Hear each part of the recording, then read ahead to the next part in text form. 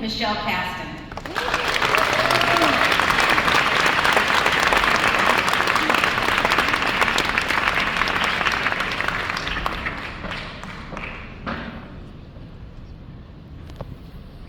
My sarcoma story began on, of all days, September 11th. And it proceeds as sarcoma stories often do. Life-threatening news is delivered, and life-altering decisions are quickly made. You come to know the standard sarcoma narrative the more survivors you meet, because the unique combination of a diagnosis in this rare and aggressive, life-threatening disease, coupled with a scarcity of sarcoma centers offering the best available care, and therefore best chances for survival, tend to result in nothing less than total life disruption. Of course, those sarcoma stories can follow a similar narrative. They're all unique, and so I'd love to share just a little bit about ours. So on September 11th, I received a phone call to come into the doctor's office to discuss the results of my MRI.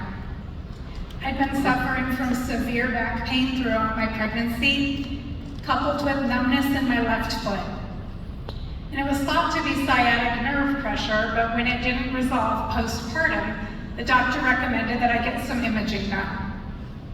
So, 3-month-old baby and new mommy and daddy all trooped up to the doctor's office where we had the moment.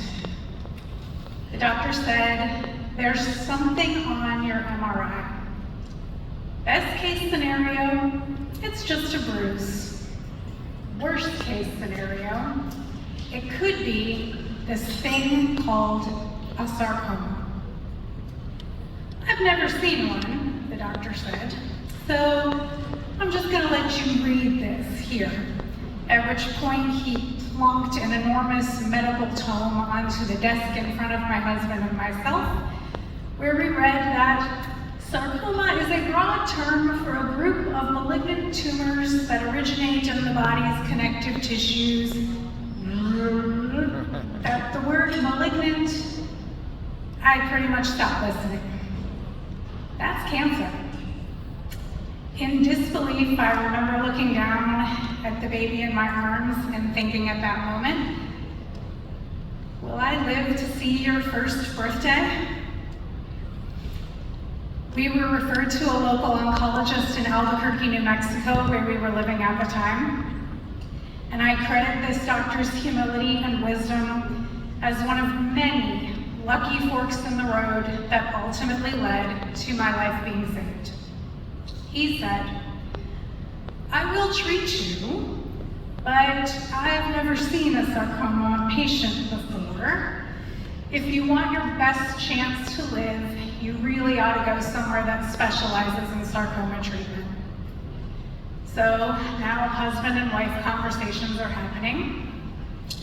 I rejected the idea of uprooting everything immediately.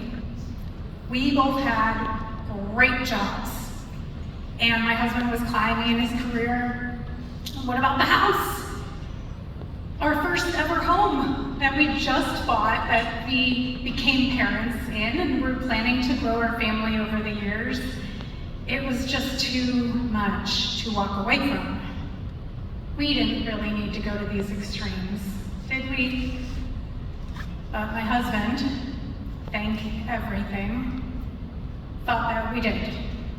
So we sold our home and almost everything we owned, our car, and hardest of all, rehomed our puppy dog. And we moved to Texas and rented a furnished apartment there. And my husband's parents moved in with us to take care of the baby and the household so that my husband could focus on taking care of me. My mom, who was a flight attendant, switched her base of operations to Houston, and she moved there to be by my side as I was treated for chondroblastic osteosarcoma in my pelvis and lower spine. And for the next year, it was chemotherapy, surgery, and more chemotherapy. The treatment was arduous, as life-threatening as the disease sometimes, frankly, and many complications due to that I'm sure you're all familiar with. I then had a 30-hour surgery to resect the tumor, removing a large portion of my pelvis, and then pelvic reconstruction surgery, where the fibula from my lower leg was removed and placed into my pelvic area to stabilize against my spine. My sciatic nerve was severed during this surgery in order to be able to remove the tumor intact, which means I have no functionality in my left ankle, no sensation in my left foot, and a lot of muscle weakness and limited mobility impacted range of motion on my left side. That's the hardest thing I've ever gone through. But I lived.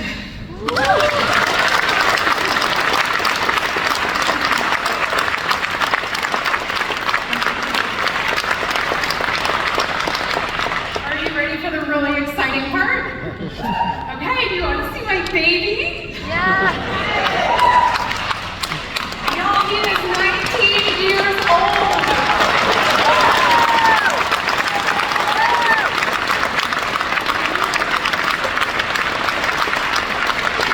That's the baby. And it gets even more joyous and beautiful. 12 years ago, we added a daughter to our family as well.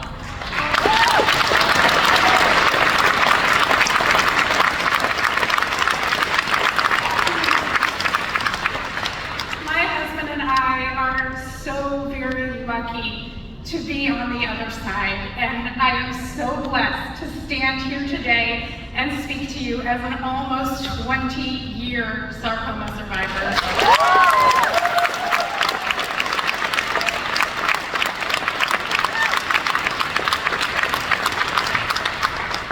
However, what weighs on me is how often the sarcoma story does not end this way. And that's why we're all here. My family and I did everything we could to give me my best chance. But everyone deserves their best chance.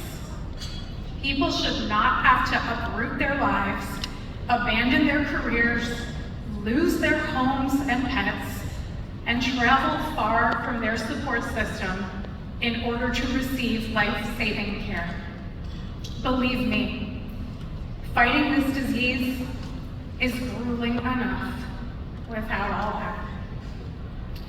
I envision a future where everyone has expert sarcoma treatment options close to home, where doctors have access to the knowledge and resources they need, where research continues to unveil more tolerable treatment plans with less risk of mortality, fewer complications and side effects, so that more people can actually survive this. I'm one of the lucky ones, but we all should be. And that's why we fundraise and spread awareness and give of our time and money. From the bottom of my heart and on behalf of my family, on behalf of all survivors, including all warriors currently in the fight, thank you. Thank you for showing up to cure sarcoma. Thank you for showing up.